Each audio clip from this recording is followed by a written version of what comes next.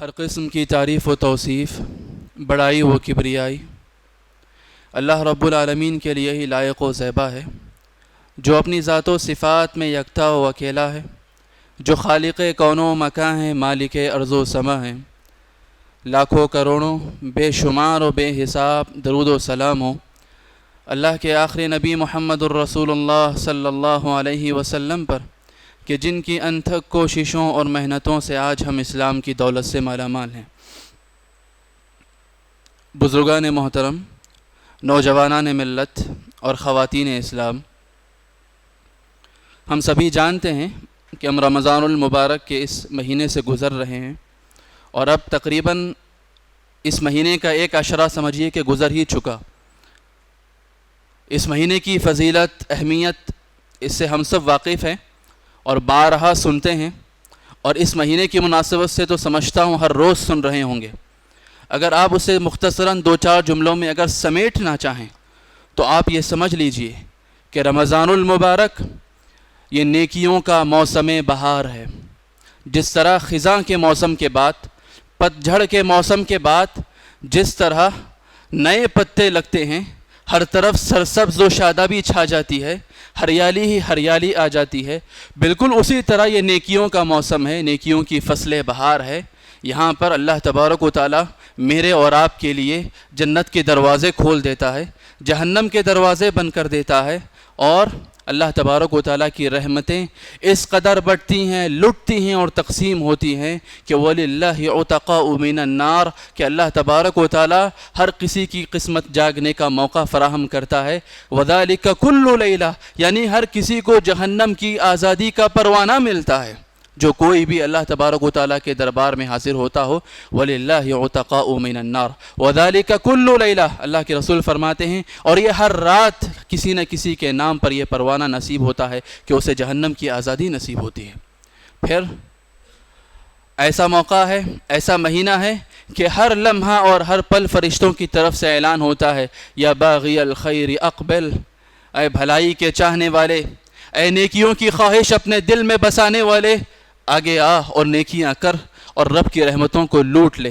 وَيَا بَاغِيَ الشَّرِّ اقصر، اور اے گناہوں کے کرنے والے، برائیوں کے کرنے والے، یہی موقع ہے، یہی موقع ہے کہ اپنی برائیوں سے باز آ جائیں، یہی موقع ہے اپنی بری عادتوں کو پیچھے چھوڑ دیں اور رب کی رحمتوں کو لپک لیں۔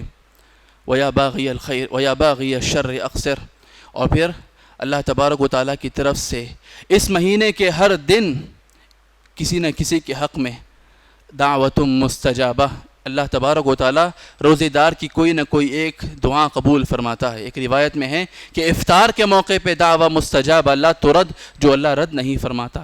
یعنی آپ کے لیے، میرے لیے اور ہم سب کے لیے نیکیوں کے ایسے مواسم ہیں، ایسے موسم ہیں، ہر طرف خیرات اور موسم نیکیوں کا بٹ رہا ہے۔ ایسے وقت میں مجھے اور آپ کو لپکنا چاہیے، لیکن اس سے پہلے مجھے اور آپ کو یہ سوچنا ہے کہ اس مہینے کا 1/3 حصہ گزر چکا، ایک عشرہ گزر چکا۔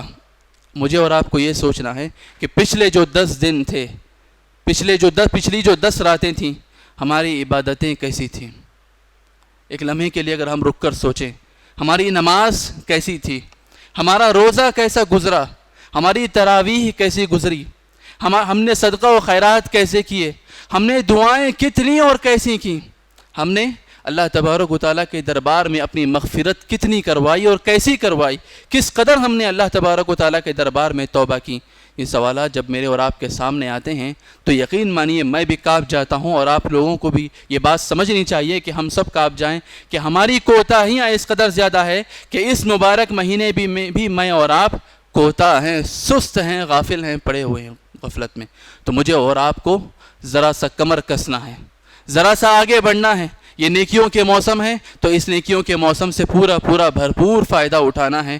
اور سب سے اہم چیز کچھ آپ کے سامنے رکھنا چاہوں گا، سب سے اہم چیز تو وہ ہے کامیابی کے لیے، جسے اللہ تبارک و تعالیٰ نے فرمایا قد افلح المؤمنون، مومن کامیاب ہو گئے، الذین هم فی صلاتہم خاشعون، جنہوں نے اپنی نمازوں میں خشوع و خضوع اختیار کیا، وہ مومن کامیاب ہو گئے۔ جن کی نمازیں خشوع و خضوع سے آباد تھی وہ مومن کامیاب ہو گئے۔ وہ مومن جن کی نمازیں اللہ کے ڈر سے، اللہ کے خشوع سے، اللہ کے خضوع سے آباد تھی، معمور تھیں، ان کی نمازیں کامیاب اور ان کا انجام بھی کامیاب ہو گیا۔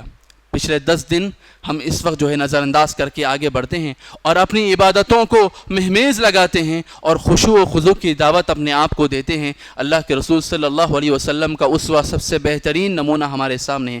آئیے دیکھتے ہیں کہ نبی کریم صلی اللہ علیہ وسلم کی عبادتیں کیسی تھیں، آپ کی نمازیں کیسی تھیں۔ آپ صلی اللہ علیہ وسلم کی نمازوں کا تذکرہ جو روایتوں میں آتا ہے، مختصراً اگر کہا جائے، آپ نماز کے لیے کھڑے ہوتے، فی صدرہ عزیز عزیز المرجل، تو آپ صلی اللہ علیہ وسلم کے سینے سے نماز پڑھتے ہوئے ایسی آوازیں آتی جیسے کہ کوئی چولہے پر ہانڈی رکھی ہوئی ہو اور وہ پک رہی ہو۔ اللہ کے رسول صلی اللہ علیہ وسلم جب دباتے اپنے رونے کو، اپنے بکاہ کو، اپنی آہوزاری کو، تو پھر سینے سے ایسی آواز نکل کر آتی۔ اور کیسا تھا یہ حضرت عائشہ رضی اللہ عنہا ہے، وہ فرماتی ہیں کہ اللہ کے رسول صلی اللہ علیہ وسلم میرے پاس آئے۔ ابن حبان کی حدیث ہے، علامہ البانی نے اسے صحیح کہا ہے، کہا میرے پاس اللہ کے رسول صلی اللہ علیہ وسلم آئے، پھر آپ نے کہا ذرینی یا عائشہ ذرینی اتعبد اللیل لربی، کہا عائشہ مجھے چھوڑو، کہا مجھے آج رات اللہ کی عبادت کرنے دو، مجھے آج رات میرے رب کی عبادت کرنے دیجیے۔ حضرت عائشہ فرماتی ہیں واللہ انی لاحب قربک وما یسرک، پر اللہ کی قسم آپ کی خوشی میں میری خوشی ہے، آپ کو جس چیز سے خوشی ملتی ہے مجھے بھی اسی چیز سے خوشی ملتی ہے، آپ کی خوشی میں میری خوشی۔ آپ عبادت کرنا چاہتے ہیں تو یقیناً میری طرف سے پوری اجازت ہے، یہ حضرت عائشہ کا کہنا تھا، مطلب ان کا مقصد یہ تھا۔ کہا اللہ عائشہ کہتی ہیں فقام فتطہر، اللہ کے رسول اٹھے اور آپ نے وضو کیا، ثم قام یصلی، پھر آپ صلی اللہ علیہ وسلم نے نماز شروع کی، نماز پڑھنا شروع کیا۔ حضرت عائشہ رضی اللہ عنہ فرماتی ہیں فلم یزل یبکی، اللہ کے رسول صلی اللہ علیہ وسلم اپنی نماز میں روتے رہے، آپ اپنی نماز میں روتے رہے، لگاتار روتے رہے، یہاں تک کہ آنسو آپ کے رخسار سے ڈھلنے لگے۔ پھر کہا آپ روتے رہے یہاں تک کہ بل لحیتہ، آپ کی داڑھی کو آپ کے آنسوؤں نے جو ہے تر کر دیا، بھگو دیا، اور آپ مسلسل روتے رہے یہاں تک کہ وہ آنسو جو ہے زمین پہ جا گرے۔ خشوع و خضوع یعنی آپ جو نماز پڑھ رہے ہیں اس طرح نماز پڑھیں، میں جس طرح اللہ تبارک و تعالیٰ کے سامنے کھڑوں تو اس طرح نماز پڑھوں، ہماری نمازیں ایسی ہو کہ ان نمازوں میں روح ہو، ان نماز میں خشوع و خضوع کی کیفیت ہو، ہم جانتے ہو کہ ہم اپنے رب کے سامنے کھڑے ہوں، اپنے رب کے دربار میں کھڑے ہوں، ایسے نہیں کہ ہم آئے کھڑے اور نکل کر چلے گئے، یہ خشوع و خضوع کے منافی ہے۔ اس لیے حضرت حذیفہ بن یمان رضی اللہ عنہ کا اثر ہے کہ آپ فرماتے تھے اول ما تفقدون الخشوع، کہ سب سے پہلی چیز جو تم چھوڑ دو گے یا تم سے جو چھوٹ جائے گی وہ نمازوں کے اندر کا خشوع و خضوع ہے، کہ ہم نماز پڑھ رہے ہیں ہمارا خیال کہیں، ہم نماز پڑھ رہے ہیں ہمارا دل کہیں۔ میں جو سر بسجدہ ہوا کبھی تو زمین سے آنے لگی صدا، میں جو سر بسجدہ ہوا کبھی تو زمین سے آنے لگی صدا، تیرا دل تو ہے صنم آشنا تجھے کیا ملے گا نماز میں سجدہ کر رہا ہوں رب کے لیے، دل میرا کہیں اور غافل ہے، زمین کہہ اٹھی کہ تیرا دل تو کہیں اور ہے، تیرا صنم کوئی اور ہے، تیرا محبوب کوئی اور ہے، تیرا دل نماز میں نہیں ہے، تجھے کیا ملے گا نماز میں۔ میری اور آپ کی نمازوں کی کیفیت یہی ہوئی۔ حضرت حذیفہ نے فرمایا، بلکہ اللہ کے رسول صلی اللہ علیہ وسلم کی حدیث ہے، آپ نے فرمایا اول شیء یرفع من هذه الامہ الخشوع، سب سے پہلی چیز جو اس امت سے اٹھا لی جائے گی وہ نمازوں کا خشوع و خضوع ہوگا، خشوع چلا جائے گا، نمازوں میں سے اس کی روح چلے جائے گی، اس کی تازگی چلے جائے گی، عبادت کی مٹھاس اور حلاوت چلے جائے گی۔ میں اور آپ مسجدوں میں ہوں گے، مسجدوں میں ہونے کے باوجود ہمارے دل، ہمارے خیالات، ہمارے افکار کہیں اور مسجد سے باہر بھٹک رہے ہوں گے۔ اللہ کے رسول نے فرمایا سب سے پہلی چیز جو چلے جائے گی وہ خشوع، حتی لا ترى فیہا خاشعا، یہاں تک کہ تم کسی کو جو ہے نماز کے اندر خشوع و خضوع پانے والا نہ دیکھو گے۔ یعنی آپ مسجد میں داخل ہوگے، مسجدیں نمازیوں سے بھری ہوں گی، لیکن کوئی ایک اللہ کا بندہ نہ ملے گا جس کی نمازیں خشوع و خضوع سے بھری پڑی ہوں۔ کتنی بڑی بات ہے، کتنی بری بات ہے کہ میری اور آپ کی نمازیں خشوع و خضوع سے، اپنی روح سے جو ہے نا بالکل غافل ہو چکی ہیں، خالی ہو چکی ہیں۔ تو میری اور آپ کی نمازوں کو کیا چاہیے؟ خشوع و خضوع چاہیے۔ یہ خشوع و خضوع کیسے آئے گا؟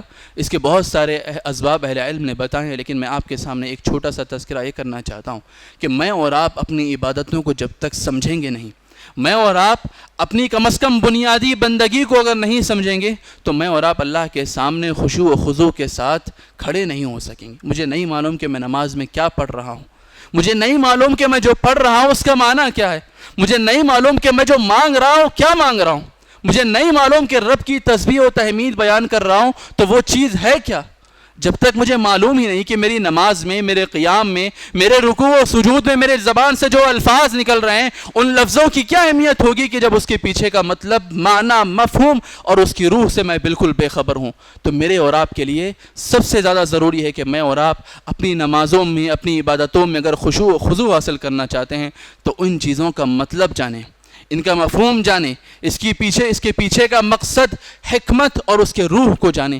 جب تک ہم علم حاصل نہیں کریں گے، جب تک ہم ان بنیادی باتوں سے واقف نہیں ہوں گے، ہماری نمازیں خشوع و خضوع سے خالی رہیں گی، ہماری نمازیں اس کی روح سے خالی رہیں گی، ہماری نمازیں زندہ نہیں ہوں گی بلکہ زندہ لاش ہوں گی جس کے اندر سے روح جو نکل چکی ہے۔ تو مجھے اور آپ کو چاہیے، یہ رمضان کا مہینہ علم حاصل کرنے کا بھی مہینہ ہے، کتنے مختلف دروس ہوتے ہیں، مختلف تقریریں ہوتی ہیں، آپ کا واٹس ایپ، آپ کا فیس بک جو ہے نا علماء کی تقریروں سے بھرا پڑا ہوگا۔ آپ علم حاصل کیجئے، بنیادی باتوں کا علم حاصل کیجئے۔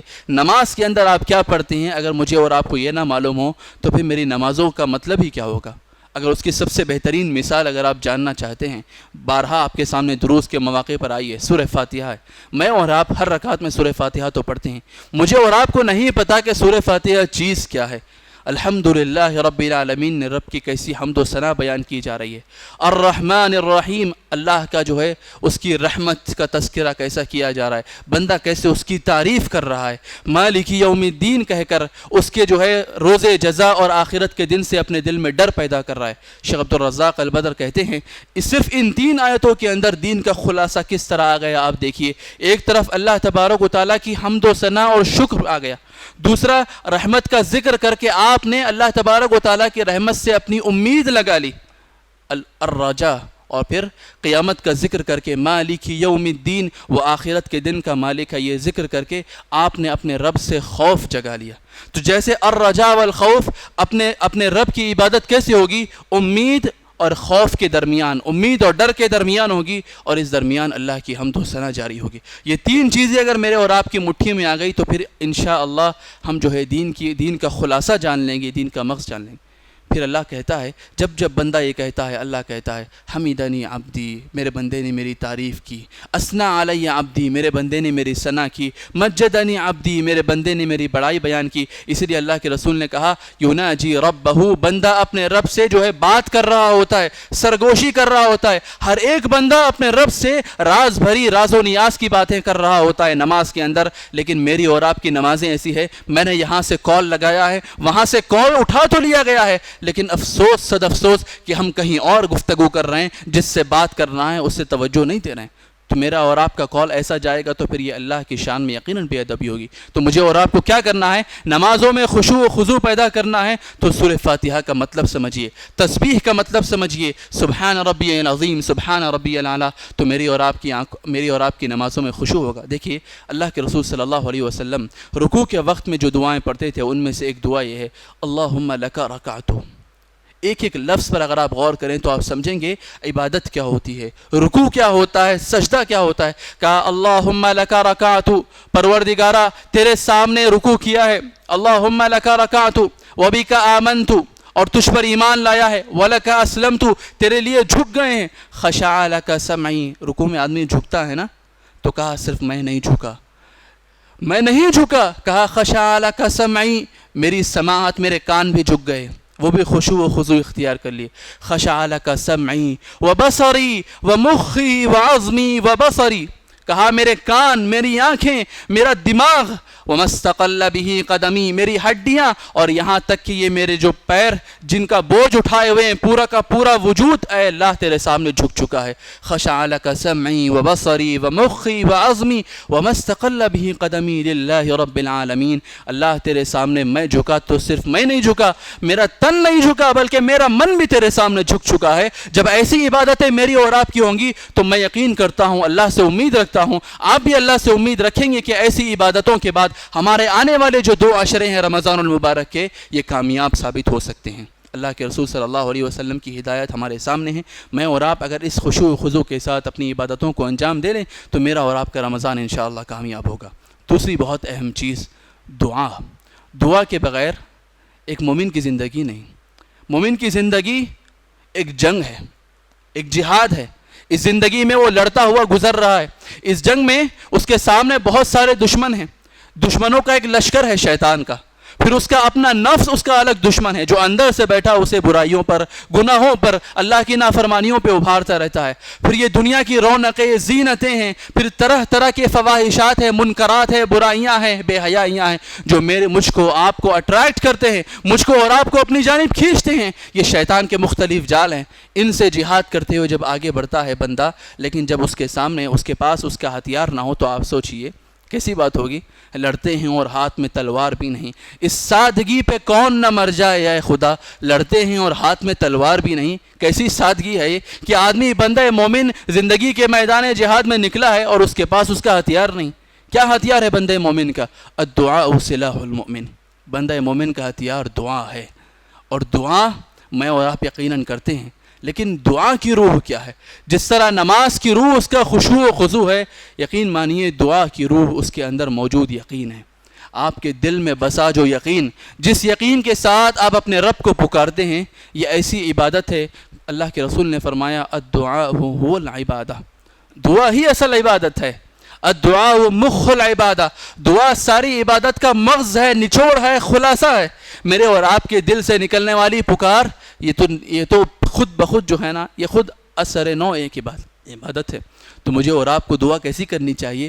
پورے یقین کے ساتھ کرنی چاہیے. اور قرآن کہتا ہے امن یجیب المضطر اذا دعا.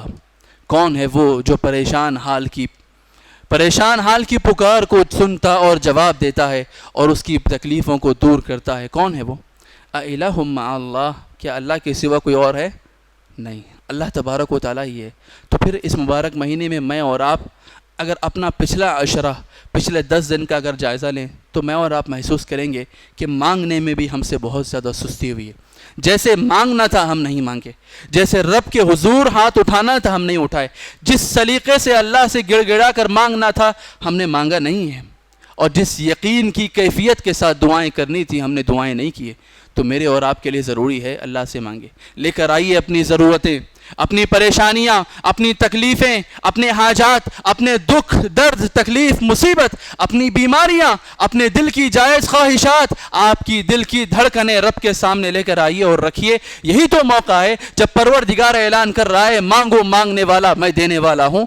وہ رات کی تاریکیوں میں آخری وقت میں اعلان ہوتا ہے کوئی مانگنے والا کہ میں دوں, ہے کوئی مغفرت چاہنے والا کہ اسے بخشش کا پروانہ دوں. تو میں اور آپ کیوں کوتاہی اور کمی کا شکار ہیں؟ یہ باتیں میرے اور آپ کے لیے, ہم دونوں کے لیے ریمائنڈر ہیں. اس کے مخاطب جو ہے آپ بھی ہیں اور میں بھی ہوں. میں اور آپ نے آنے والے 20 دنوں کو جو ہے لائحہ عمل ترتیب دینا ہے. تو اسی طرح سے میں اور آپ سب سے پہلی بات, دعائیں کتنی نہیں میں کہا, کیسی مانگنا ہے. پورے یقین کے ساتھ, پورے اخلاص کے ساتھ, پورے سلیقے کے ساتھ رب کے سامنے جو ہے ہاتھ اٹھائیے, گڑ گڑائیے اور مانگیے. اپنی ساری ضرورتیں پیش کیجیے, اور صرف دنیاوی ضرورتیں مت رکھیے بلکہ آخرت کی ضرورتیں بھی رکھیے. یہ انبیاء علیہم السلام ہیں. وَجْعَلْنِي مِنْ وَرَثَةِ جَنَّةِ نَعِيمٍ. کیا کہا ابراہیم علیہ السلام نے؟ جنت کے جو وارث ہیں پروردگار ان میں سے مجھے بھی ایک بنا دے. جنہیں جنت مل رہی ہے پروردگار, اللہ کا نبی کہہ رہا ہے مجھے بھی ان میں سے ایک بنا دے کہ مجھے بھی جنت مل جائے. کیسی کیسی دعائیں ہیں نبیوں کی. کہا توفنی مسلمہ والحقنی بالصالحین. کہا مجھے ایمان کی حالت میں وفات دینا, ایمان کی حالت میں موت دینا. والحقنی بالصالحین. اور جب اٹھانا اور جب جنت میں لے جانا تو پھر صالحین اور نیکوکاروں کے ساتھ مجھے ملا دینا میرے مالک. تو آخرت بھی مانگیے, جنت مانگیے, اس کی نعمتیں مانگیے. آخرت میں جو عذاب ہے ان سے تخفیف مانگیے, بلکہ ان سے چھٹکارا مانگیے. اللہ حساب لینے آئے اور پکڑنے آئے تو پھر اس کا حساب سب سے شدید ہے. اللہ تبارک و تعالیٰ سے دعا کیجیے اللہ بغیر کسی حساب و کتاب کے جو ہے جنت میں داخل کر دے. یہ ساری چیزیں مانگنے کی ہے. افسوس یہ ہے کہ ہم مانگتے نہیں, مانگتے ہیں تو یقین کے ساتھ نہیں مانگتے ہیں, اور یقین اگر تھوڑا بہت ہو بھی تو پھر تعجیل کرتے ہیں. اللہ قبول نہیں کر رہا, عجلت, اللہ قبول نہیں کر رہا, اللہ ہماری سنتا نہیں. اللہ ایسا اگر بے یقینی کی کیفیت ہو, اللہ رحم فرمائے. ہماری قوم کا, امت کا حال یہ ہے کہ ہمیں جو ہے نا غیروں سے امیدیں ہیں, غیروں پر یقین ہے مکمل. کچھ ایسے بھی لوگ ہوتے ہیں, اللہ رحم کرے, حرم مکی میں کھڑے ہو کر ان کو اپنا پیر یاد آتا ہے کہ وہ جو ہے ہماری دعا سنے گا. آپ بتائیے, اللہ پکار کے کہہ رہا ہے کہ مجھ سے مانگو میں دوں گا, اور ہمارا یہ حال ہے، بتوں سے تجھ کو امیدیں، خدا سے نو امیدی، مجھے بتا تو صحیح کافری کیا ہے۔ تجھے بتوں سے امیدیں ہیں اور رب کے سامنے جب ہاتھ اٹھاتا ہے تو تیری یقین کی کیفیت ڈگمگا جاتی ہے، ڈاؤں ڈول ہوتی ہے۔ تجھے یقین ہونا چاہیے 100% نہیں 1000% کہ جو میں مانگ رہا ہوں میرا رب اسے دے گا، دینے والا وہ ہے، اس کی ذات دینے والی ہے، اس کے خزانے بے شمار ہے، لا محدود ہے، لا متناہی ہے، وہی دینے والا ہے۔ جب یہ یقین کی کیفیت ہماری دعاؤں میں شامل ہوگی تو ہماری دعاؤں کو اس کی روح اور اس کی زندگی ملے گی۔ اور یقین مانیے روزے دار کے لیے اللہ تبارک و تعالیٰ نے جو ہے ایسی دعا کا انتظام کر رکھا ہے کہ جو کبھی رد نہیں کی جاتی، اللہ تبارک و تعالیٰ قبول فرمانے والا ہے۔ اس یقین کی کیفیت کے ساتھ اگر ہم 20 دن ہر دن کم از کم اپنی ایک ضرورت، اپنی ایک خواہش، اپنی ایک جنت اگر آپ مانگ لیں اللہ سے، تو یقین مانیے اللہ تبارک و تعالیٰ وہ 20 کی 20 دعائیں قبول کرنے کو کم نہیں، بلکہ اللہ کی تو وہ ذات ہے اور دینے والا ہے، اس کا ظرف وہ ہے، اس کی شان وہ ہے کہ اور دینے والا ہے۔ اپنے اندر عبادتوں کی روح پیدا کرنا ضروری ہے۔ کیسی کتنی کرنے کی بات میں نے اب تک نہیں کی کہ ہم نے کتنا کیا، میں نے اب تک آپ کے سامنے وہ بات نہیں رکھی ہے۔ میں نے آپ کے سامنے یہ باتیں رکھی ہے کہ ہم نے کیسے کیا، ہمارے یہ 10 دن کیسے گزرے، ہمارے صدقہ و خیرات کیسے رہے، اخلاص کے ساتھ، چھپا کر، کسی کو نہ بتا کر، اور دینے کے بعد ان سے بدلے کی امید نہ رکھ کر، اور دینے کے بعد جس کو دیا گیا ہے اس پر احسان نہ جتلا کر، اسے تکلیف نہ دے کر، اسے حقارت کی نظروں سے نہ دیکھ کر۔ یہی تو وہ چیزیں ہیں جو ہماری عبادتوں کو، ہمارے اعمال کو روح بخشتے ہیں، زندگی بخشتے ہیں، اور پھر وہ اللہ کے سامنے جو ہیں قبول بھی ہوتی ہیں، رد نہیں کی جاتی۔ جیسے کہ میں نے آپ کے سامنے کہا، اللہ کے رسول نے فرمایا یہ جو نمازیں ہیں یہ کس بنیاد پر جو ہے قبول ہوتی ہیں، اجر و ثواب کس بنیاد پر کم زیادہ ہوتا ہے؟ کہا یہ خشوع کی بنیاد پر۔ ایک اللہ کے رسول نے فرمایا ان الرجل، کہ آدمی آیا اور پھر اپنی نماز سے واپس لوٹا، نماز سے واپس لوٹا اور اس کے لیے اس کی نماز کا صرف 10واں حصہ لکھا گیا، یعنی نماز جتنی بھی پڑھی ہے تو 100% میں سے 10% ہی اسے نماز کا ثواب ملا۔ کسی کو جو ہے 20%، کسی کو 30، کسی کو 40، کسی کو 50، یعنی جتنا خشوع و خضوع ہے اس قدر ثواب، جس قدر اس نماز کے اندر روح ہے اسی قدر ثواب ملے گا۔ تو مجھے اور آپ کو چاہیے کہ اپنی عبادتوں کے اندر ان عبادتوں کی روح کو تلاشیں، اور ایسے کسی بھی عمل سے پرہیز کریں کہ اس عبادت کے اندر خلل پیدا ہو۔ قرآن کی تلاوت تو آپ جانتے ہیں، اللہ کے رسول صلی اللہ علیہ وسلم نماز میں جب قرآن کی تلاوت کرتے ہیں، حضرت حذیفہ بن یمان رضی اللہ عنہ کہتے ہیں کہ جب ثواب کی، اللہ کی رحمت کی آیتیں آتی، اللہ کے رسول رکتے، اللہ سے جو ہے رحمت طلب کرتے، جنت کی باتیں آتی، ذکر آتا، اللہ سے جنت مانگتے، جہنم کا عذاب کا تذکرہ آتا، اللہ کے رسول رکتے، جہنم سے اللہ کی پناہ مانگتے، جہنم سے۔ نفل نماز میں اللہ کے رسول صلی اللہ علیہ وسلم کا یہ طریق تھا۔ مجھے اور آپ کو بھی چاہیے کہ گزشتہ رمضان میں ہم جتنے تھے اس رمضان میں اتنے نہ رہیں، کم سے کم اتنی کوشش یہ کرنا ہے کہ میں اور آپ گزشتہ رمضان میں جتنے تھے اتنے نہ رہیں، بلکہ ہم میں تھوڑا سا اضافہ ہو، علم میں اضافہ ہو، عمل میں اضافہ ہو، دین کی سمجھ میں اضافہ ہو، عبادتوں میں اضافہ ہو، یقین کی کیفیت میں اضافہ ہو۔ اور سب سے اہم چیز، یہ ساری چیزیں کب حاصل ہوں گی؟ جب انسان کے اندر علم آئے گا۔ قرآن کی تلاوت ہماری بڑھنی چاہیے، بڑھنے سے زیادہ، مقدار سے زیادہ اس کی کوالٹی ہونی چاہیے۔ اور کوالٹی کیسے ہوگی؟ کہ ہم جو پڑھ رہے ہیں اسے سمجھ کر پڑھ رہے ہیں۔ 5 آیتیں پڑھیے، سمجھ کر پڑھیے، ترجمہ پڑھیے، اس کی تفسیر معلوم کیجیے۔ آپ کی کوئی پسندیدہ صورت ہوگی، سورہ، بہت سے لوگ کہتے ہیں مجھے سورہ مریم بہت پسند ہے، فلاں قاری پڑھتے ہیں تو بہت اچھا لگتا ہے۔ بہت سے لوگ کہتے ہیں مجھے فلاں صورت بہت پسند ہے، سورہ کہف پڑھتے ہیں تو بہت اچھا لگتا ہے۔ مجھے فلاں قاری کی آواز میں سورہ رحمان بہت پسند ہے۔ تو آپ یہ کیجئے، جو صورت آپ کو پسند ہے اور جن صورتوں کو آپ سننا چاہتے ہیں اور سنتے ہیں، کم از کم ان صورتوں کا ترجمہ معلوم کیجئے کہ اللہ یہاں پر کیا کہہ رہا ہے۔ اور اس کے بعد دیکھیے جب کبھی ان صورتوں کی تلاوت ہوگی، ان آیتوں کو پڑھا جائے گا، تو پھر وہی کیفیت ہوگی جو جس کو اللہ تبارک و تعالیٰ نے کہا کہ اذا تلیت علیہم آیاتہ زادتہم ایمانا، کہ جب کبھی ان کے سامنے اللہ کی آیتیں تلاوت کی جاتی ہیں ان کا ایمان زیادہ ہوتا ہے، ان کا ایمان بڑھتا ہے۔ اذا ذکر اللہ وجلت قلوبہم واذا تلیت علیہم آیاتہ زادتہم ایمانا، جب ان کے سامنے اللہ کا ذکر آتا ہے تو پھر ان کے دل کانپ اٹھتے ہیں خوف سے، اور جب اللہ کی آیتیں پڑھی جاتی ہیں تو وہ بالکل خالی نہیں سنتے، بلکہ ان کے ایمان میں اضافہ ہوتا ہے، کیونکہ انہیں اس آیتوں کے اندر کی وعید معلوم ہوتی ہیں، ان آیتوں کے اندر کی خوشخبری معلوم ہوتی ہے، ان آیتوں کے اندر کے قصے معلوم ہوتے ہیں، ان آیتوں کے اندر نبی کی جو دعا ہے وہ معلوم ہوتی ہے، ان آیت کے اندر کیا خوشخبریاں مجھے اور آپ کو دی گئی ہیں وہ معلوم ہوتی ہیں۔ جب علم آئے گا تو تو پھر اس علم کے ساتھ عمل کی کیفیت میں بھی انشاءاللہ اضافہ ہوگا۔ اور سب سے اہم چیز استغفار، دعا۔ اللہ کے رسول صلی اللہ علیہ وسلم نے کیا دعا کی؟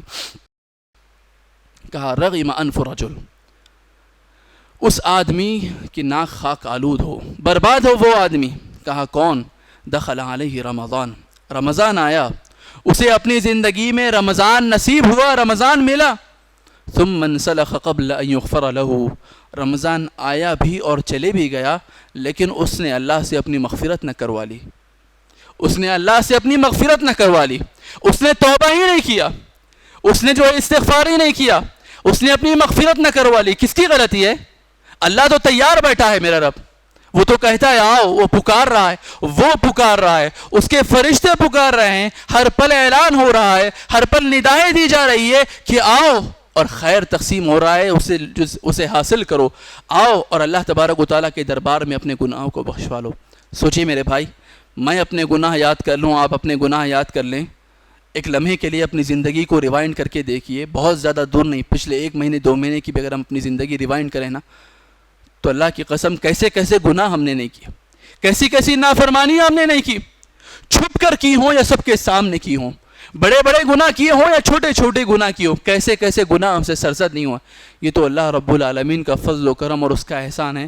یہ بندہ میرا نافرمان ہے کہہ کر اللہ نے دھتکار نہیں دیا، بلکہ اللہ نے ہمیں توفیق بخشی ہے کہ اس کے دربار میں ابھی بھی بیٹھے ہیں، بڑے آرام سے سکون سے بیٹھے، اللہ بلایا ہے، اللہ نے توفیق دی ہے، یہ اس کا فضل و کرم ہے کہ اس نے اپنا گھر آباد کرنے کی ہمیں توفیق دی ہے۔ ورنہ آپ جانتے ہیں کہ اس مبارک مہینے میں بھی کئی ایسے لوگ ہیں جنہیں جام لنڈانے سے فرصت نہیں ملتی، جنہیں سگریٹ پینے سے فرصت نہیں ملتی، جنہیں جو ہے گناہ اور معصیت کے کاموں سے فرصت نہیں ملتی۔ رمضان ان کے لیے ویسے ہی گزرتا ہے جیسے کہ عام دن، جیسے کہ عام سا مہینہ۔ یہ اللہ تبارک و تعالیٰ کا فضل نہیں ہے کہ اللہ نے مجھے اور آپ کو اپنے گھر آباد کرنے کی توفیق دی ہے، یہاں بٹھایا ہے، یہ اللہ کی توفیق ہے، اللہ کی عنایت ہے، اللہ کا فضل ہے، اس میں ہمارا کوئی کمال نہیں۔ جب اللہ نے بلایا ہے تو حق ادا کر لیتے ہیں، مانگتے ہیں اللہ تبارک و تعالیٰ سے اور کہتے ہیں کیا؟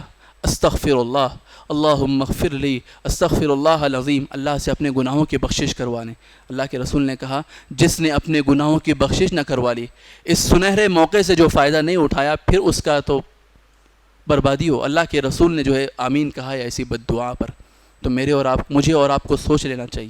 اور اللہ معاف کرنے والا کیسا ہے، اللہ کی رحمتیں عام دنوں میں اتنی ہیں تو پھر رمضان کے دنوں میں تو کیسی ہوتی ہے؟ اگر آپ سمجھنا چاہتے ہیں تو ایک مثال دیکھیے، اللہ کے رسول صلی اللہ علیہ وسلم سے مروی ہے کہ جو بالکل آخری جہنمی ہوگا اس کے سلسلے میں اللہ کے رسول صلی اللہ علیہ وسلم صحابہ کرام کے سامنے بیان کر رہے ہیں کہ اسے لایا جائے گا اور اللہ تبارک و تعالیٰ کے حکم سے کہا جائے گا کہ اس کے چھوٹے چھوٹے گناہ اس کے سامنے پیش کرو اور بڑے گناہوں کو چھپا لو، ہٹا لو۔ سوچئے میرے بھائی، اللہ رحم کا معاملہ فرمائے، حساب و کتاب کا موقع بہت کہا جاتا ہے کہ جسے اللہ تبارک و تعالیٰ حساب لینے آ جائے تو پھر اس کے لیے سمجھے وہی آخری وقت ہے۔ اللہ حفاظت فرمائے ہم سب کی۔ اللہ اس سے پوچھا جائے گا عملت کذا کذا، کہ تو نے یہ کیا تھا، تو نے یہ گناہ کیا تھا، فلاں دن تو نے یہ گناہ کیا تھا، اس سے پوچھا جائے گا تو اسے یاد آئے گا، وہ کہا ہاں میں نے کیا تھا، میں نے یہ گناہ کیا تھا، فلاں دن میں نے یہ گناہ کیا تھا، ایسا ایسا کیا گا۔ جیسے جیسے وہ گناہ دیکھتا جائے گا اب وہ ڈرتا جائے گا، شرمندگی، ڈر اور خوف جو ہے نا اس کے دل میں جاگزی ہوگا۔ اب وہ سوچے گا یہ تو چھوٹے چھوٹے گناہ ہیں، میرے تو اور بڑے بڑے کئی گناہ ہیں، اب ان کی باری آئے گی تو پتہ نہیں کیا ہوگا۔ اس کے سامنے اس کے سارے گناہ گزار کر اس سے کہا جائے گا، اللہ تبارک و تعالیٰ اس کی رحمت دیکھیے، کہا جائے گا کہ ہر ایک گناہ کے بدلے اللہ تبارک و تعالیٰ تجھے ایک نیکی دے رہا، یعنی جتنے تیرے گناہ ہیں اللہ تبارک و تعالیٰ نے معاف کر دیے ہیں اور ان تمام کے بدلے تجھے نیکیاں عطا کر دی۔ اب بندے کی اور انسان کی کیفیت دیکھیے، وہ دیکھے گا کہ ہر چھوٹے گناہ پہ اتنا بڑا آفر ملا ہے تو اس کے ذہن میں آئے گا کہ کچھ بڑے بھی گناہ تھے، اگر وہ بھی سامنے ہوتے تو شاید اور بڑی بڑی جو نیکیاں مل جاتی، تو وہ پوچھے گا اللہ تبارک و تعالیٰ کچھ اور بھی تھے نا میرے گناہ، وہ نظر نہیں آ رہے ہیں۔ اللہ کے رسول صلی اللہ علیہ وسلم یہ حدیث بیان کرتے ہوئے اللہ کے رسول صلی اللہ علیہ وسلم مسکرا پڑتے کہ بندے کی جو ہے خواہش دیکھیے، مجھے اور آپ کو اس وقت جو نیکی کی حاصل کرنے کی خواہش ہے آج رکھنی ہے، اور اس معاملے میں اور آپ ہم سب برابر ہیں، بہت زیادہ غفلت کا شکار ہے۔ مجھ کو اور آپ کو اپنے رمضان المبارک کے ان دنوں کو بہت زیادہ غنیمت سمجھنا ہے، اللہ تبارک و تعالیٰ کی رحمتیں لوٹنی ہیں، یقین مانیے تقسیم جو ہو رہی ہیں بٹ رہی ہیں ان کے پیچھے لپکنا ہے اور حاصل کرنا ہے. اور یاد رکھیے صرف 2 رکعتیں بھی اللہ تبارک و تعالیٰ نے سچے دل کے ساتھ اخلاص کے ساتھ خشوع و خضوع کے ساتھ قبول کر لیں تو پھر زندگی بھر کی جو ہے نا عبادتیں جو ہیں کام آ جائیں گی, زندگی بھر کی زندگی کامیاب ہو جائے گی. یہ 2 رکعت عبادت بھی اگر اللہ تبارک و تعالیٰ قبول فرمائے سچے دل کے ساتھ خشوع و خضوع کے ساتھ اگر ہم پڑھ لیں, یہ جو ایک آنسو بھی اگر گزر گیا اللہ تبارک و تعالیٰ کے دربار میں اگر ہم نے گزار دیا گرا دیا ایک آنسو بھی, تو اللہ کی رحمت یہ ہے کہ اگر وہ ایک آنسو بھی اللہ تبارک و تعالیٰ قبول فرما لے تو بس ہے ہماری زندگی کامیاب ہو سکتی ہے, اللہ گناہ معاف کر سکتا ہے. یہی موقع ہے, وہ ایک آنسو ہمارے لیے جو ہے نا موتی بن سکتا ہے. کسی نے کہا تھا موتی سمجھ کے شان کریمی نے چن لیے. میرے اور آپ کی آنکھوں سے جو آنسو گزرتے ہیں آنسو پانی ہوتے ہیں, کھارا پانی, لیکن اللہ رب العالمین کے پاس ان کی اتنی قدر و قیمت ہے. کہا موتی سمجھ کے شان کریمی نے چن لیے, قطرے جو تھے میرے عرق انفعال کے, میرے شرمندگی کے پسینے کے آنسو کے جو قطرے گرے, میرا رب اسے کیا سمجھتا ہے, موتی سمجھ کے چنتا ہے اور اسے جو ہے اتنی قدر کی نگاہ سے دیکھتا ہے کہ اللہ کے رسول صلی اللہ علیہ وسلم نے فرمایا من ذکر اللہ خالیا ففاضت عیناہ, کہ تنہائی میں اس نے اللہ کا ذکر کیا اور اس کی آنکھوں سے آنسو بہہ پڑے, اس کا اتنا بڑا اجر ہے ان 2 آنسوؤں کا کہ اللہ تبارک و تعالیٰ کیا کرے گا, کل قیامت کے دن اپنے عرش کے سائے میں جگہ دے گا. تو میرے بھائیوں, میرے اور آپ کے لیے یہ خطبہ آج کا کسی خاص موضوع پر نہیں تھا بلکہ ایک ریمائنڈر تھا کہ اللہ تبارک و تعالیٰ کی طرف سے ایک سیل لگا ہوا ہے, ایک آفر لگا ہوا ہے, ہر قسم کی عبادتیں سجی ہوئی ہیں. مجھے اور آپ کو ہر قسم کی عبادتوں کا مزہ چکھنا ہے اور پورے اخلاص کے ساتھ, سچی نیت کے ساتھ, پورے خشوع و خضوع کے ساتھ, پورے سلیقے کے ساتھ, پورے یقین کے ساتھ اور یقین کی کیفیت کے ساتھ مجھے نمازیں بھی پڑھنی ہیں, تراویح بھی پڑھنی ہے, قرآن بھی پڑھنا ہے, قرآن سننا بھی ہے, اور دعائیں تو حد سے زیادہ کرنی ہیں, اتنی مانگنی ہے دعائیں, اور اللہ تبارک و تعالیٰ سے جو ہے ہر اپنی دعا منوانی ہے, اللہ سے قبول کروانی ہے. اور اس اللہ کے رسول کی اس حدیث میں شامل نہیں ہونا ہے جس میں کہا گیا کہ رمضان آیا اور چلا گیا اور بندے نے اپنی بخشش نہ کروا لی, مغفرت نہ کروا لی, ایسے بندہ جو ہے ترباہ و برباد ہوا. ایسی حدیث میں ہمیں شامل نہیں ہونا ہے بلکہ ہمیں ان لوگوں میں شامل ہونا ہے جنہیں اللہ تبارک و تعالیٰ وَلِلَّهِ عُتَقَاءُ مِنَ النَّارِ, ہر رات اللہ تبارک و تعالیٰ جہنم سے کچھ لوگوں کو آزاد کرتا ہے. ان لوگوں میں مجھے اور آپ کو اپنا نام لکھوانا ہے اور ان کی فہرست میں شامل ہونا ہے. یہ کچھ باتیں تھیں جو آپ کے سامنے رکھی گئیں. نیز آپ کے سامنے سب سے اہم بات, جیسے آپ سابقوا الی مغفرۃ من ربکم وجنہ عرضها السماوات والارض, آخر میں ہمارا مطمع نظر کیا ہے؟ آخر تو ہماری منزل تو جنت ہی ہے.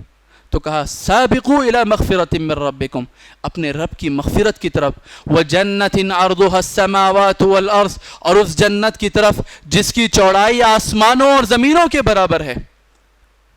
آؤ نہیں کہا سبقت کرو, دوڑو, لپکو, مسابقت کرو, کمپٹیشن کرو, ایک دوسرے سے آگے بڑھنے کی کوشش کرو, جیسے صحابہ اکرام رضوان اللہ علیہم اجمعین کا دور تھا اور ان کی کوششیں تھیں. کچھ صحابہ انصار کے, مدینے کے کچھ صحابہ آئے, غریب لوگ, صدقہ و خیرات کرنے کی طاقت نہیں ہے, اللہ کے رسول کے پاس شکایت لے کر آئے. معذرت خواہوں, قریش کے صحابہ, مہاجرین صحابہ جو مکے سے آئے تھے, کچھ نہیں تھا ان کے پاس, سب چھوڑ چھاڑ کر آ چکے تھے, مال نہیں تھا ان کے پاس, آئے اور اللہ کے رسول سے شکایت کی. کہا اللہ کے رسول, یہ جو مدینے کے انصاری صحابہ ہیں اللہ نے انہیں مال دیا, فضل سے نوازا ہے, صدقہ و خیرات کرتے ہیں, اللہ کی راہ میں دیتے ہیں, اتنا دیتے ہیں, اتنا دیتے ہیں, ان کو دیکھتے ہیں تو دل میں حسرت پیدا ہوتی ہے. ہم کیا کریں اللہ کے رسول, ہمارے پاس سے کچھ نہیں. اللہ کے رسول صلی اللہ علیہ وسلم نے کہا پریشانی کی بات نہیں ہے, نمازوں کے بعد 33 مرتبہ سبحان اللہ, 33 مرتبہ الحمدللہ, 33 یا 34 مرتبہ اللہ اکبر پڑھ لینا, وہ ان کا جو صدقہ و خیرات کا جو اجر و ثواب ہے اللہ تبارک و تعالیٰ تمہیں بھی دے گا. دیکھیے میں اور آپ ایک دوسرے کی گاڑی, ایک دوسرے کا بنگلہ, ایک دوسرے کا رشتہ, ایک دوسرے کی جاب, ایک دوسرے کی پروموشن, ایک دوسرے کے کپڑے, جوتے, اینک کیا نہیں دیکھتے میں اور آپ. اور وہ صحابہ اکرام رضوان اللہ علیہم اجمعین تھے جنہیں یہ دکھتا ہے کہ انہوں نے اپنے پیسوں سے صدقہ و خیرات کیا, کسی غریب کی مدد کی, کسی بھوکے کو کھلایا, کسی پیاسے کو پہنایا. میں یہ نہیں کر پا رہا ہوں تو پروردگار میں کیا کروں. اور وہ شکایت لے کے دربار نبوی میں حاضر ہوتے ہیں. اللہ کے رسول نے بھی ایسا نسخہ دے دیا کہ نہیں ہے پیسہ, جاؤ سبحان اللہ الحمدللہ پڑھو, اللہ صدقہ و خیرات کا ثواب دے گا. یہ خبر, اس خبر سے کون بے خبر رہ سکتا ہے؟ مدینے کے انصاری صحابہ کو خبر مل گئی. انہوں نے کہا اچھا اتنی بڑی چیز ہے, ہم صدقہ و خیرات بھی کریں گے اور تسبیح, تحمید, تکبیر بھی کریں گے. اب انہوں نے بھی جو ہے نا تسبیح و تحمید و تکبیر شروع کر دی. اب یہ پھر اللہ کے رسول کے پاس آئے, اللہ کے رسول پھر آگے بڑھ گئے, اللہ کے بندے ہم سے پہلے تو صدقہ و خیرات ہی کر رہے تھے، ہم ان کے برابر جو ہے تسبیح و تحمید و تکبیر کر رہے ہیں، اب وہ سبحان اللہ الحمدللہ اللہ اکبر بھی جاری کر چکے ہیں۔ اللہ کے رسول نے فرمایا ذالک فضل اللہ یؤتیہ من یشاء، اب کیا کر سکتے ہیں، یہ تو اللہ کا فضل ہے، جسے چاہتا ہے اللہ دیتا ہے۔ کہنا یہ ہے کہ مجھے اور آپ کو بھی نیکیوں کے اس میدان میں آگے بڑھنا ہے، آگے بڑھنا ہے، لپکنا ہے، جس قدر زیادہ ہو سکے کوشش یہ کرنی ہے کہ کوئی نیکی نہ چھوٹے۔ سب سے عظیم چیز یہی ہے کہ کوئی نیکی نہ چھوٹے۔ کسی مریض کی عیادت کر لیجئے، کوئی جنازہ آیا شرکت کر لیجئے، کسی کو کھلا دیجئے، کسی کی ضرورت پوری کر دیجئے، نمازیں بھی پڑھ لیجئے، تلاوت بھی کر لیجئے، راتوں کو بھی جاگ لیجئے، اللہ کے دربار میں گڑ گڑا لیجئے، دعائیں بہت زیادہ کیجئے، اللہ سے اپنی معافی مانگیے، ذکر اللہ کے ذکر کو اپنی زبان پہ جاری رکھیے، اللہ کی تعریف بیان کیجئے، کوئی نیکی نہ چھوٹے۔ ایک محفل میں اللہ کے رسول صلی اللہ علیہ وسلم نے سوال کیا، کون ہے آج جس نے یہ عمل کیا؟ حضرت ابوبکر صدیق کہتے میں۔ کون ہے جس نے مریض کی عیادت کی؟ ابو بکر کہتے ہیں میں۔ کون ہے جس نے جنازے میں جو ہے شرکت کی؟ ابو بکر کہتے ہیں میں۔ اللہ کے رسول کا سوال کا ہر جواب ابو بکر کا جواب آتا ہے میں۔ اللہ کے رسول الحمدللہ میں نے یہ کیا ہے۔ آپ نے فرمایا وہ شخص جسے جنت کے 8 دروازوں میں سے بلایا جائے گا اور ہر دروازے میں سے اس کی جو ہے VIP پاس ہوگا، انٹری ہو سکتی ہے، تو وہ ابو بکر صدیق ہیں۔ تو میرے اور آپ کے لیے یہ ساری چیزیں نمونہ ہیں، یہ پڑھنے کی چیزیں نہیں ہیں کہ پڑھ لیا سن لیا فلاں لوگ ایسے تھے، ایسی نہیں ہیں، انہیں عمل کرنا۔ ہاں ہو سکتا ہے اتنا نہ کر سکیں، تھوڑا کریں، جس قدر ہو سکے کریں۔ تو میرے اور آپ کے لیے سبق ہے، لیسن ہے، یہ چیزیں، یہ دروس ہے میرے اور آپ کے لیے۔ تو ان لوگوں کو نمونہ بناتے ہوئے مجھے اور آپ کو کیا کرنا ہے؟ ہر چھوٹی سے چھوٹی چیز میں اپنا حصہ لے لینا ہے، ہر چھوٹی سی چھوٹی چیز میں اپنا نام لکھوا دینا ہے، ہر ایک نیکی کو جو ہے نا اس میں ہاتھ ڈالنا ہے، تھوڑا ہی صحیح، پابندی کے ساتھ، اخلاص کے ساتھ، خشوع و خضوع کے ساتھ۔ اللہ سے امید ہے اللہ تبارک و تعالیٰ زیادہ کرنے والوں کو اتنا بھی ثواب دینے والا ہے اللہ رب العالمین۔ تو اللہ سے دعا ہے اللہ تبارک و تعالیٰ میرے اور آپ کے رمضان کو کامیاب فرمائیں، میری اور آپ کی ٹوٹی پوٹی یہ جو لولی لنگڑی عبادتیں ہیں، کمیوں کوتاہیوں والی، اللہ پروردگارہ تو ہمارے حالات کو جانتا ہے، اے اللہ تو ہمارے حالات سے بخوبی واقف ہے، یقیناً ہم غفلت کے شکار ہیں، اے اللہ تو ہمیں چستی عطا فرما، نشاط عطا فرما، اخلاص عطا فرما، پروردگار ہمارے اندر خشوع و خضوع پیدا فرما، اے اللہ ہمارے اندر جو ہے عبادت کی مٹھاس اور حلاوت پیدا فرما، اور ہمیں زیادہ سے زیادہ توفیق عنایت فرما کہ ہم تیرے مسجدوں کو معمور کریں، آباد کریں، ہم تیرے گھر کو آباد رکھیں، ہم زیادہ سے زیادہ قیام و صیام کے ثواب کو کمائیں، زیادہ سے زیادہ تجھ کو یاد کرنے، تیرا ذکر کرنے، تیرا شکر ادا کرنے اور بہترین انداز میں تیری عبادت کرنے کی پروردگارہ تو ہمیں توفیق عنایت فرما۔ بارک اللہ لنا ولکم فی القرآن العظیم ونفعنا وإياكم بما فيه من الآيات والذكر الحكيم إنه تعالى جواد كريم ملك بر رؤوف رحيم ورب حليم. إن الحمد لله نحمده ونستعينه ونستغفره ونعوذ بالله من شرور أنفسنا ومن سيئات أعمالنا من يهده الله فلا مضل له ومن يضلل فلا هادي له وأشهد أن لا إله إلا الله وحده لا شريك له وأشهد أن محمدا عبده ورسوله. محترم حاضرین، آپ کے سامنے ایک اپیل ہے، ایک گزارش ہے، ایک درخواست ہے جو لے کر حاضر ہوا ہوں۔ میں اور آپ جس مسجد میں بیٹھے ہوئے ہیں اور جس در و دیوار کے اللہ کے گھر کے سائے میں بیٹھے ہیں، اس کا بھی کچھ حق مجھ پر اور آپ پر بنتا ہے۔ اور یقین مانیے اگر آپ اپنی نیکیوں میں اس بات کی کوشش کریں کہ کس چیز کو جو ہے میں پریفر کروں، کون سی چیز جہاں میں میرے جیب کا پیسہ، میرے اکاؤنٹ کا پیسہ جائے، اگر آپ پرائرٹی رکھنا چاہتے ہیں تو یقین مانیے ترجیحی بنیاد پر اللہ کا گھر اور اللہ کی مسجد ہے، اس کی ایک ایک اینٹ جن لوگوں کو سایہ دے رہی ہے اور اس ایک ایک اینٹ میں جن کا ایک ایک پیسہ بھی شامل ہے، قیامت تک اللہ تبارک و تعالیٰ جو ہے ان لوگوں کے پیسے کے بدلے میں اللہ تبارک و تعالیٰ لوگوں کو اجر و ثواب سے نوازے گا۔ اللہ کا گھر وہ جگہ ہے کہ اس میں آپ کی انویسٹمنٹ جو ہے نا کبھی بھی خسارہ تو چھوڑیے، پروفٹ بھی دوسری جگہوں سے زیادہ ملنے والا ایسا اللہ کا گھر ہے۔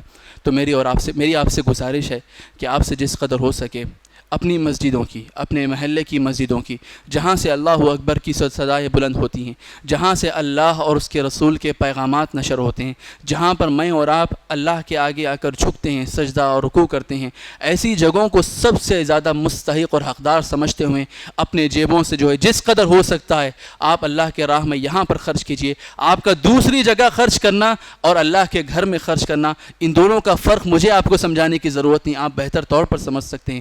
میرے اور آپ کے لیے ضروری ہے کہ ایسے وقت میں، ایسے پینڈیمک میں، ایسی سچویشنز میں جب کہ حالات بہت خراب ہیں، آپ کے میرے ہر انفرادی آدمی کے جو ہے نا یہ خراب ہیں. ایسے وقت میں اگر ہم مسجد کی انتظامیہ اور یہاں پر چلنے والے دروس، یہاں پہ چلنے والے عبادتیں، یہاں پہ چلنے والی انتظامیہ کی جو ساری کارروائی، ان میں اگر ہم مدد کرتے ہیں، تعاون کرتے ہیں، اللہ سے امید ہے اللہ تبارک و تعالیٰ یہاں پر ہونے والی ہر ایک چیز، یہاں تک کہ یہ مائک میں جو کرنٹ دوڑ رہا ہے اور اس کے ذریعے سے جو باتیں آپ تک پہنچ رہی ہیں، اللہ کی رحمت سے بعید نہیں ہے بلکہ مکمل امید ہے. اللہ تبارک و تعالیٰ ہر چھوٹی سے چھوٹی چیز کے بدلے میں اللہ ہماری زندگیوں کو سنوار دے گا. اللہ سے دعا ہے کہ اللہ تبارک و تعالیٰ آپ کی عمر میں، زندگی میں، مال میں، اولاد میں، رزق میں، آپ کی دکان میں، مکان میں، تجارت میں اللہ تبارک و تعالیٰ خیر و برکت عطا فرمائے. میری اور آپ کی زندگی کی سرزمین پر خیر و برکت کی جو ہے بارشیں نازل فرمائے. آمین. ان اللہ و ملائکتہ یصلون علی النبی یا ایھا الذین آمنوا صلوا علیہ وسلموا تسلیما. اللهم صل على محمد وعلى آل محمد كما صليت على إبراهيم وعلى آل إبراهيم إنك حميد مجيد. اللهم بارك على محمد وعلى آل محمد كما باركت على إبراهيم وعلى آل إبراهيم إنك حميد مجيد. إن الله يأمر بالعدل والإحسان وإيتاء ذي القربى وينهى عن الفحشاء والمنكر والبغي يعظكم لعلكم تذكرون. اذكروا الله يذكركم وادعوه يستجب لكم ولذكر الله أكبر والله يعلم ما تصنعون.